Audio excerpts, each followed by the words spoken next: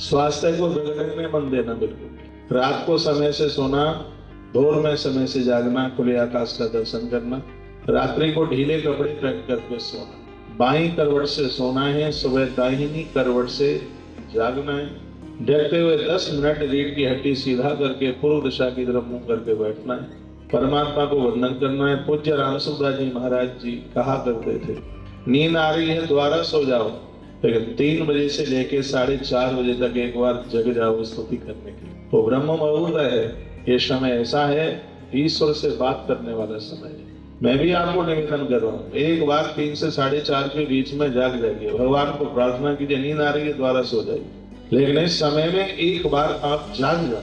ये समय ऐसा है 3 से 4:30 का टाइम, इसमें ईश्वर से बात होती है, इसलिए तो ब्रह्म मुहूर्त है। इसमें आपकी 20 साल तो आयु बढ़ जाएगी, स्वास्थ्य ठीक होगा।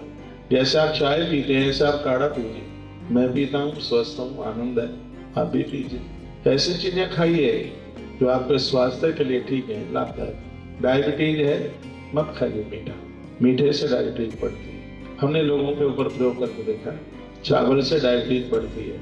कुछ सब्जियां ऐसी हैं जैसे डायबिटीज बढ़ती है, उसका परहेज कीजिए। माल दूसरे का हो सकता है लेकिन पेट दूसरे का नहीं है, पेट तो अपना है। खाने पीने के ऊपर संयम रखिए, अपने स्वास्थ्य का बहुत ध्यान रखिए, क्योंकि यह जीवन बहुत अनमोल है।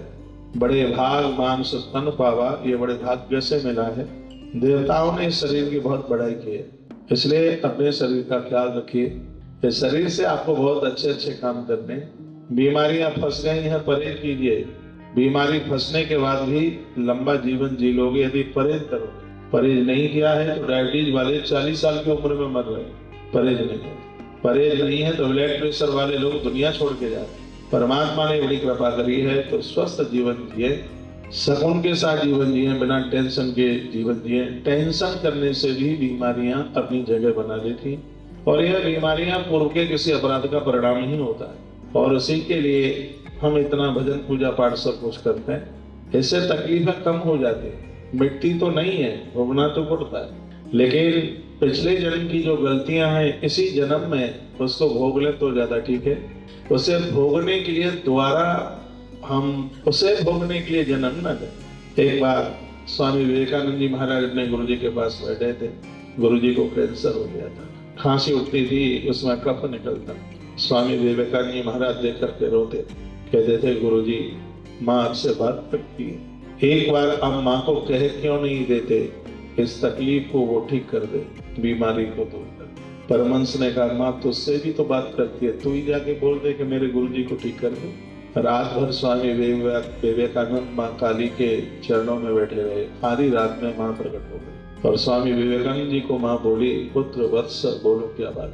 कहा माँ मैं दुखी हूँ अपने गुरुदेव को देख करके, कष्ट सहन होता नहीं है, आप उनकी तकलीफ को दूर कर दो। माँ की आंख में आंसू आ गए। माँ ने कहा विवेक तेरा गुरु मेरा पुत्र है, ऐसी कौन सी माँ है जिससे अपनी संतान प्यारी नहीं हो। थोड़ा सा कष्ट रह गया है, प्रारब्ध है, उसको ये भोग लेगा। मैं नहीं चाहती कि थोड़ा सा कष्ट रह गया है तेरे गुरु को उस कष्ट को भोगने के लिए फिर दोबारा से जन्म लेना पड़े। नहीं। स्वामी विवेकानंद महाराज मुस्कुराते हुए आए, कहा गुरुदेव आप इंसान नहीं, आप भगवान। जो माँ बोली है, माँ क्या बोलेगी आपको पहले से पता। तो इतनी सी कथा सुनाकर बात बोल करके मैं आप पे निवेदन कर रहा हूँ, यदि कोई दुख भी चल के आया है तो उसको हंस करके झेलो, क्योंकि आज दुख आया है तो इसका मतलब है कष्ट निकलते हुए कल सुहावनी पूर्णिमा की रात आने वाली है, अंधकार निकलेगा। भगवान जो श्री राम जी कारागृह से मुक्त होकर के आते हैं तो आगे कुछ अवध का भविष्य, यानी कहने का मतलब है आज जो कष्ट है, परेशानियां हैं, ये आपके सुख का आह्वान कर रही है।